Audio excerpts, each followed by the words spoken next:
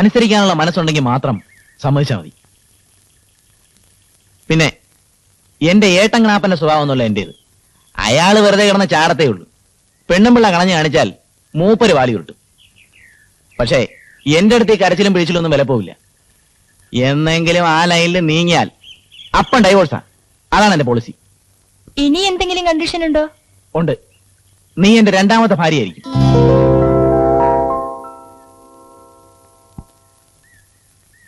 ഏയ്, എന്റെ ആദ്യത്തെ ഭാര്യ എന്റെ ഗിറ്റാറാ. എനിക്ക് പറയാനുള്ളത് മുഴുവനും ഞാൻ ഈ കത്തിൽ എഴുതിയിട്ടുണ്ട്. വരട്ടെ.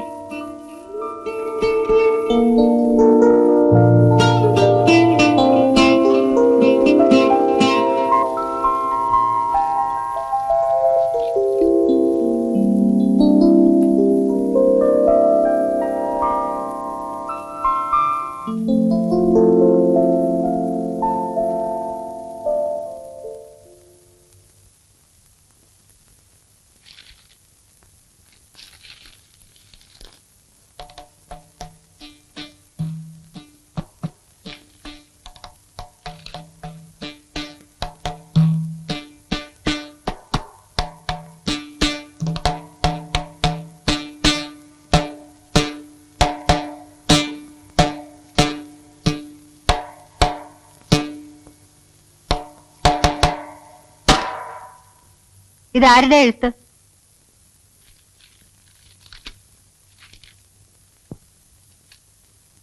രണ്ടാം ഭാര്യയായി ജീവിക്കാൻ തയ്യാറാണ്. എന്തുകൊണ്ടെന്നറിയില്ല, എനിക്കിഷ്ടമായി. എവിടുന്ന് കിട്ടി? എന്റെ ഭർത്താവിന്റെ ഷർട്ടിന്റെ പോക്കറ്റിൽ നിന്ന്. എന്റെ പോക്കറ്റിൽ നിന്നോ? സത്യമായിട്ടും ഞാൻ എനിക്കൊന്നും അറിയില്ല. ഞാനിങ്ങൊരു പെൺകുട്ടിയെ സ്നേഹിക്കുന്നില്ല. നിങ്ങൾ സ്നേഹിക്കുന്നെന്ന് ഞാൻ പറഞ്ഞില്ല. പക്ഷെ ഇത് എഴുതിയ പെൺകുട്ടി? അയ്യോ, എന്റെ പൊന്നെ ജെന്നെ, നീ എന്നൊന്ന് വിശ്വസിക്കേ. എനിക്കൊന്നും അറിയില്ല. പക്ഷെ എനിക്കറിയാം, ആരാണെന്ന് വ്യക്തമായിട്ട് എനിക്കറിയാം. ഈ ഹാൻഡ് റൈറ്റിംഗിന്റെ ഉടമയെ എനിക്ക് നല്ല പരിചയമുണ്ട്. ചോദിക്കേണ്ടത് ഞാൻ അവളോട് ചോദിച്ചോളാം. ജനനി, ഈ ലെറ്റർ എഴുതിയത് നീയല്ലേ? നീയാണോ എഴുതിയത്? അതെ. എനിക്ക് മനസ്സിലാത്തോണ്ട് ചോദിക്കുക. നിനക്ക് എങ്ങനെ രാമുവിനെ ഇഷ്ടപ്പെടാൻ കഴിഞ്ഞു? ഇഷ്ടപ്പെട്ടു പോയെന്നല്ലാതെ ഞാൻ എന്തു പറയാനാണ്? Are you mad? ലൈഫിനെ കുറിച്ച് ഇന്ന് വരെ സീരിയസ് ആയി ഒന്ന് ചിന്തിച്ചിട്ട് പോലും ഇല്ലാത്ത അവന്റെ കൂടെ നീ എങ്ങനെ ജീവിക്കും? അതിനെക്കുറിച്ച് ഞാനും ചിന്തിച്ചിട്ടില്ല. എനിക്കിഷ്ടമായി, അത്രയേ ഉള്ളൂ.